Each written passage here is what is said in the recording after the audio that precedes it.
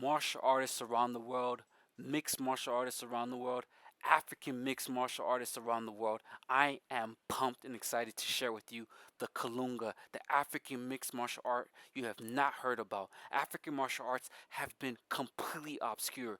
No more. Pop culture is beginning to find it. TikTok is beginning to find it. Instagram, you name it. You can Wikipedia it, you're struggling to find it. But I have it here. I can break down to you what is the Kalunga? What is this mixed martial art? Where's the magic and spiritualism behind it? Where's the power? Where's the focus, the strength? Who's performing these acts? I'm going to break it down for you for the first time. And one of the specific things I'm going to break down are the tenets of the Kalunga. There are 4 tenets to the mixed martial arts style. It includes striking, it includes weapons, you name it. And I'm going to break it down for you in just a few moments. Now, the first tenet of the Kalunga is striking and kickboxing, aka Dambe. Dambe is the strike kickboxing. Angola Capoeira is the striking and kicking. That's the second tenet. The third tenet is lamb grappling wrestling. That's the third tenet. And the fourth tenet is the Kalinda, the stick fighting martial art. All these come together to produce a massive, powerful, scary, frightening, violent, and incredible combat sport. But these sports always lead to confusion. People don't understand what they're seeing, just like Dambe. Because I'm going to be talking to you about Dambe. Dambe is a tenet, one of the first tenets of the mixed martial arts. But when people review it, when people look at it, when people see it, they don't understand it. Even here at Batta Box, they're looking at it and there's just kind of confusion because it's different from your typical boxing, your Western or your Asian martial arts. But I'm here to show you that Dambe is more sophisticated. You just need to understand what you're looking at. When UFC fighters look at it, when all these fighters from different disciplines look at it, they have this perspective. And this perspective is built on a perception. And I'm here to break that perception because perception is not God here. Pure martial arts is. And I'm going to share with you about 31 stances or positions, starting with our first stance in the Dambe, the wrist. This particular Dambe stance I'm excited to share with you. It is a light kind of movement, a light stance, typically very low. What you have first is your shield. The hand that's open is your shield. The hand that has the glove wrap is your spear. Now with the wrist slightly up and even twirling, you can see some fighters will twirl it. It's a very low stance, very relaxed, and you can take your shield, thrust it forward, and block your opponent's view, get an understanding of their range, and strike. This is one of my favorite positions. It's a very traditional Dambe boxing position, very low, with your wrist held up and ready to take on any encounter. It is a preferred and favorite style. Many Dambe fighters today adopt a higher stance and have a more rigid, but here in this particular, what I call the wrist stance, you don't see that. You get the poise that is Dambe. And it's one of my favorite stances. Now, coming up next, stance number 2 is the hop. This is one of my favorite things to break down. Dambe is also a defensive sport. It's not only running in and throwing punches. What you see in the hop is typically one of the foot is down on the floor and the other one is raised. And so it's almost a backward motion. This is a type of defensive Dambe that when you see it, you know you're looking at a good Dambe fighter. Some fighters even have it raised. So it's a hop that takes them out of range and typically their hands are high. So this hop that you see in many Dambe fights. And when you see a Dambe fighter adopting this stance, adopting that movement, you're looking at a defensive fighter. They're going to focus on evasion so that they can what? Counter strike. And this is a very big position. As you can see here, they hop back on their hind leg and then they switch positions and throw their weight forward so they can be able to strike a punch. A lot of Dambe counter strikers or Dambe counter punchers use this movement. And it's like a form of ballet to me, the way they're able to balance on one foot for the defense. And this is the thing that makes Dambe so unique and so interesting. It's the way the combat sport has evolved, their defensive style. And if you don't see this in Dambe fight, typically you already know how the fight's gonna go. You're typically looking at a more lower level Dambe fighter. But if you see that foot up or that back leg up and there that sort of tilt, you're looking at a Dambe fighter that's actually knows what they're doing and is ready to punch and not get punched. That's why it's called the sweet science. Punch and not get punched. And Dambe does have that. On top of the bravado of Dambe and be able to fight and be brave is actual techniques. And this is one of them. Tons of Dambe fighters use this. It's an excellent maneuver of where you're tilting and oftentimes you're shifting the weight to your back foot so that you can lean away and still be able to maintain balance. Many other fighters still even on that back leg take a foot take a little hop back. So oftentimes it's like you can hop forward and backwards on your feet. So your back leg, you shift your weight there, and then when you want to go shift your weight back forward, you shift your weight to your front foot. And so this martial art stance or style is so incredibly important, and it's sorely missed in Dambe. A lot of times folks see Dambe fights and they just see people in the clinch wailing on each other. And that's not the case. You're not looking at a good Dambe fight. So one of the main things about a Dambe that practitioners should know is this evasive movement. With the hands, the feet, the placement, the shifting of weight, the preparedness for counter striking. You see this type of fighting style even in the cage in UFC, where fighters sort of jump back and raise their hands up. You may think, why are they raising their hands? If you look at it, with hands raised, your elbows are close enough to your face that you can defend if necessary. Even kicks. So with that leg up, if a kick is to come or a sweep, your legs won't. You can check it, or you can completely evade it. This is a major, major, major move. Now, stance number 3, the high shield. This is so traditional Dambe. It's the strangest thing you'll see in Dambe, where they have their shield, their defensive hand raised up, where the elbow is above the chin or at the same level as the chin.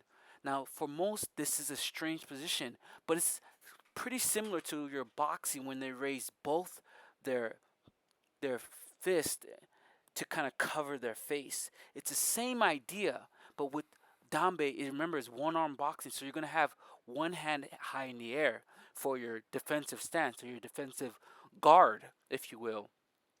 But with this stance, this high stance, I initially, when my first foray into Dambe, thought in my research, thought this was the most inefficient stance.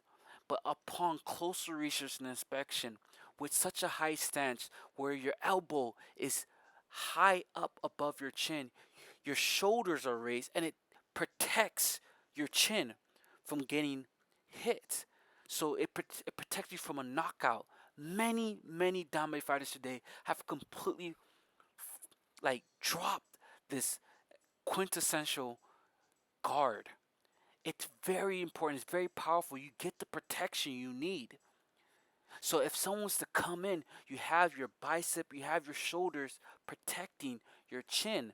Just like when boxers tuck in their chin, maybe in their neck. Dambe fighters, because of their stance, their chin is slightly raised so that your shield can protect you. See that shoulder?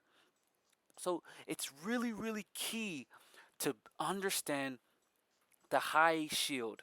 It's a particular high guard that you can find similarities in boxing, and that's the most exciting thing about Dambe is that unique evolution of defensive stances. Now, coming up next is our fourth stance. It is my favorite ever. It's called the coil. This, when I see this in Dambe, I'm pumped. To me, it's like two samurais putting their sword back in their sheath and getting ready for a showdown. It is like the Japanese showdown. And at any moment, slice the attack. Dambe fighters typically, especially OG Dambe, would reach out, clasp with their shield, have their spear, their wrapped hand ready, and then dig their feet. And what you see is their feet is digging in, and it's almost like they're coiling to get maximum power. To get hit from this stance is devastating, and it makes Dambe so unique to sports, combat sports in particular. A lot of days, um, the new fighters have completely forgotten this combination of grappling and boxing, and that's what one-arm boxing does. That's what Dambe does. It combines grapple with punching. It is a mixed martial art form at its finest, and the best thing about it, it's a unique showdown where you're face to face with your opponent. Very similar to when folks would stand in the middle and go to town. You have to be brave, you have to be strong, you have to be strategic, and you have to be just visceral with your attack. The coil stance is a popular favorite. When you see it pointed out, definitely one of the more unique aspects of Dambe. Now, coming up to our next stance here, we have the standard shield. This is your typical cut and paste Dambe fight stance. You have your guard, your shield at a regular level. It's not your elbows not high up past your chin. It's kind of really at your sort of your waist, and then you have your wrapped hand kind of close to your stomach. Very standard shield. You got to recognize it. And now another one of my favorites is the crouch.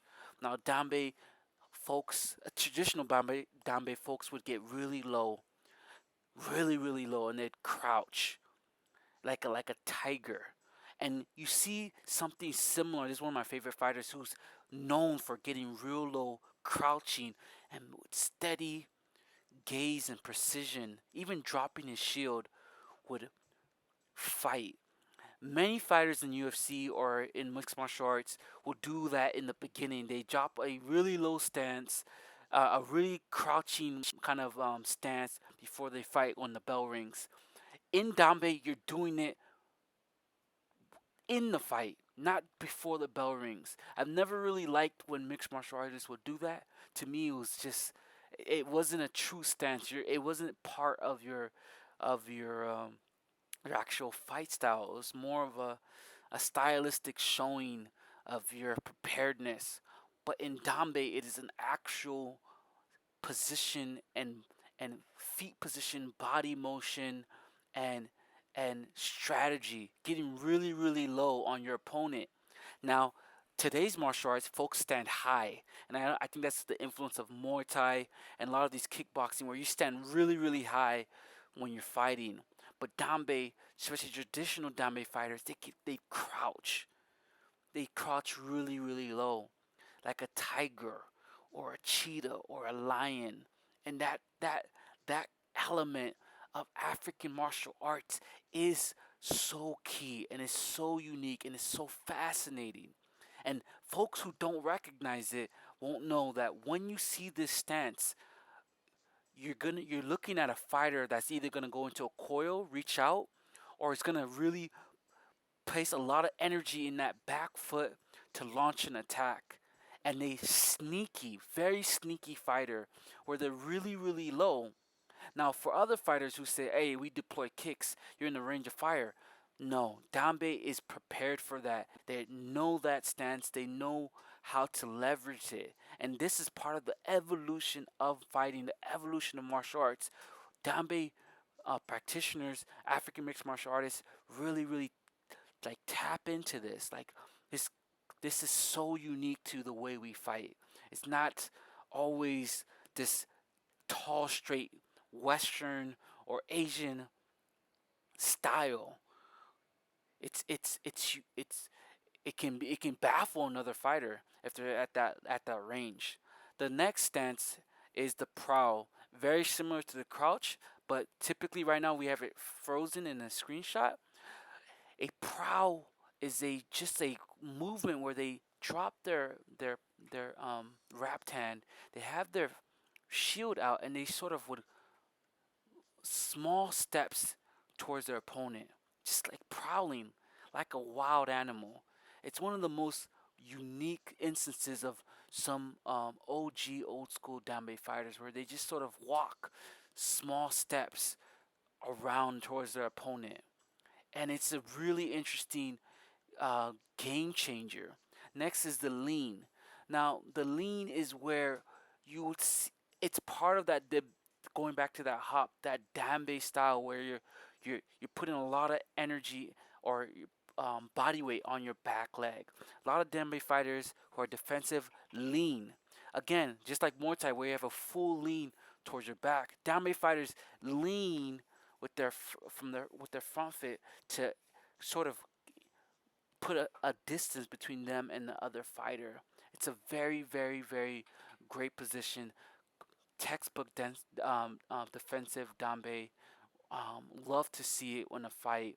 When you see that lean, you know they want to kind of leverage their body weight so that they have enough motion to launch forward but still push back. So if you need to do a hop step or lean away from an offensive attack, you have it. So a lot of Dambe fighters do that lean style, which is a stance that when you see it, you know what type of fighter you're dealing with versus the ones who are standing straight or leaning forward. So you see that lean, you can lean away from a punch, and you just maybe they'll catch a body, but you, like your chin is protected. Next stance is the sand. There's a lot of mysticism in Dambe, so you see them pick up sand, and it's a strange little thing. It's some is ritualistic and spirituality and ritual is a big thing in Dambe. Picking up that sand, and then of course grabbing or going at the face. I think is a very intense way. The next is the sky. Again, another ritualistic thing in Dambe. You see fighters before or after a fight would sort of raise their shield or raise their spear, which is their wrapped hand. And it talks to the spirituality and the readiness of Dambe. What is that ready stance? In Eastern is the bow, right? For people there's touching gloves, but here it's this sort of raising of the spear or raising of the shield. Next is the stretch, stance 11. Stretching is really, really big in Dambe. It is taking over today's new school Dambe fighters. Folks would stretch their shield to figure out the range of their fighter and even get a hold of the fighter. Once they're in range, they can take a blow. They can actually throw a punch. But also, when they stretch, it also is a measure of how close the fighter is. If they can get past a certain length, then they know they're in danger. So a lot of fighters before they throw a Dambe punch, you see them stretch out their hands. The chop, very very similar to the hammer fist in mixed martial arts. It's Dambe comes from butchers, you know, northern Nigerian butchers. So you see the chopping motion of Dambe, very very lethal. Don't want to be on the receiving end. The charge, this needs to come back to Dambe. Very similar to mixed martial arts where you start at two ends of the cage. Dambe, you can choose in the middle of a fight to point to a fighter to go to opposite ends of the ring, the sand ring, and charge forward in this sort of walk run. So it's like two rams cramming, slamming against each other. It's so unique to Dambe. They must bring this back. There's just this coming forward, and oftentimes you see them raise the elbows like rams and launch into each other. This is Dambe at its finest. It's so unique to the martial art. we need to bring it back. That sort of running or motion into a offensive hit. The next is the scabbard. This is really unique to new school Dambe. You'll see folks. I call it the scabbard because it's like you have your sword and you have oftentimes your scabbard. Some fighters will have it both, like a dual wielding. So you have your sword and your scabbard, and you're using both, one for defense and offense, and and the scabbard being both an offensive tool. So they have their shield and their spear together, which is can be similar to maybe boxing when you have your two fists together and you're throwing punches.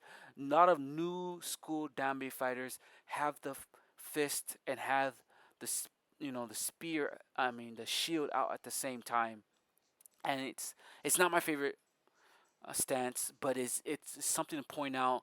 A lot of new school fighters do that versus having one hand further back, which is your spear, and your shield in front of you. They kind of put both in front of them, which is what I call the scabbard stance, where you have both ready to deploy. The next is the foot mash, foot stomping, reaching over, nullifying your opponent's sense of balance. It's sneaky. I love it. A lot of Dambe fighters are doing it now. They need to do more of it. It's great stance. The next is the face. This is huge. A lot of fighters, when they see this, they're like, oh, face gouging, eye gouging, all this nonsense. Stop being a little punk, a little wuss. This is actual martial arts.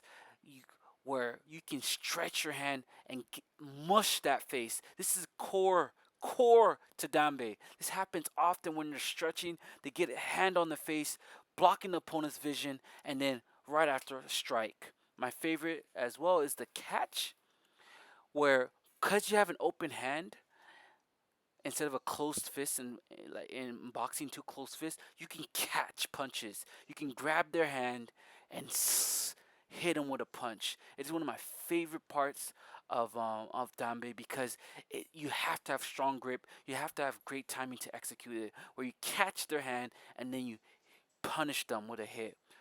Really, really great technique. Advanced fighters do this. The double punch. The double punch is a both a defensive and offensive position where you throw your shield and your spear at the same time. So you're both blocking and throwing a punch, which is really amazing to have that. And now we're going on to jousting. This is a great stance. It's really about starting at two ends of the ring and then marching at each other. Again, this is the stance when you see when they're starting it. I love it. Jousting stance, really great. Next is the clench. The clench is key to Kalunga, is key to Dambe. It's part of what I talk about where it's a both striking and grappling. You can hold on each other's and wail on each other. In boxing, American traditional boxing, you're separated in the clench. In Dambe, you can see you see the ref separate fighters in the clench, but generally they can be in the clench and wail on each other. This is the mixed martial arts elements of Dambe that I know and love. Use your shield, grab that neck, and you go to town. Really great stuff. The next stance is the foot mash. Again, I loved when I saw Kamar Usman doing that in mixed martial arts in UFC. I really like when you're using a combination of strikes to really get your opponent. And one of those things is like stepping on the foot of your opponent so you can get a strike in. And then the perpendicular, this stance, is very, very unique, very, very nuanced. It's where you bend your shield and you drop your spear. And that stance is very unique, very old school Dambe. Next, the shoulder lean.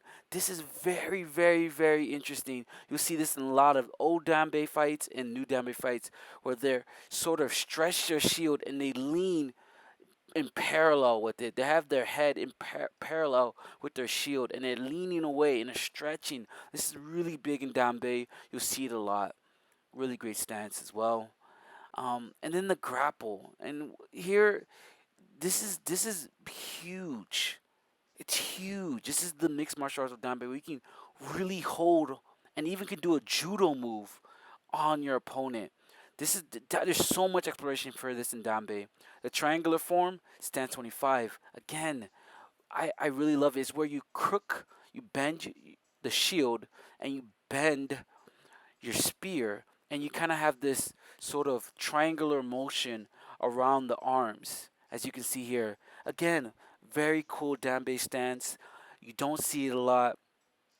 It's you know it's a really unique form, and I really enjoy it.